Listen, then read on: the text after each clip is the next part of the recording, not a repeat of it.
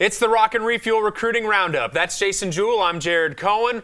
Week 1 in the books. We'll talk about our Player of the Week and breakout prospects from what we saw last week. But first, unlike last week, Jason, recruiting news, starting with the commitment and the top long snapper in the nation committing to an SEC program. Yeah, Desert Ridge snapper Adam Bay committed to Missouri just shortly after receiving that offer. He had other Division I offers. Like you mentioned, he is the top long snapper in the entire country, so it's a very good get for Mizzou. Pac-12 offers to 2 players in state last week, starting with Odwa Isabor. Yeah, the St. Mary's defensive end having a great year so far, almost double-digit tackles in each of his first 2 games. He got his 14th Division I offer from Oregon State.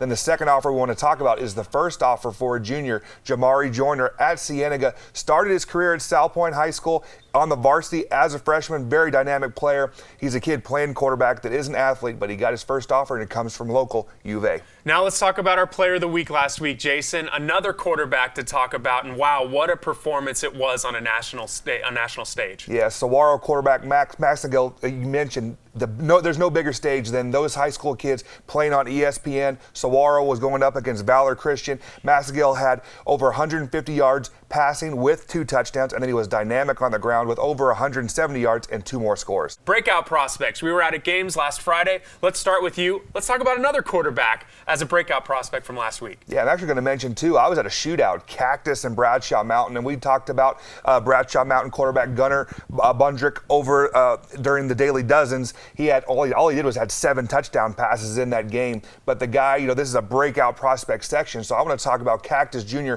Mahal Lee stepping out of the shadows of Preston Guerra, who's now at Colorado State Pueblo. In his first start, he had almost 300 yards of total offense and 3 touchdowns. And then in that game, another junior prospect, Demaria Norris, he's a kid that started for Cactus last year as a sophomore. But man, he did awesome. He had 263 yards on the ground against Bradshaw Mountain. I was over at Fairfax going up against Central, and Fairfax has a stud on their hands. This was an all-section player last year, but he could be a prospect-level performer now as we watch him. Shamar Moreland, he is the safety, also punt returner for Fairfax. He almost returned 3 punts for touchdowns in the first half alone. He did return 2 for 6. One of them was a long one, and he was a great safety as well. Comes downhill, makes tackles, also broke up some passes downfield. I really like Moreland over at Betty Fairfax. Jason, next week, some great games on the slate. To talk about one that really catches your eye. Yeah, the game I'm going to be at is Catalina Foothills. They travel up from Tucson to go play at Saguaro High School. These are the teams that I have ranked number 1 and number 2 in 4A.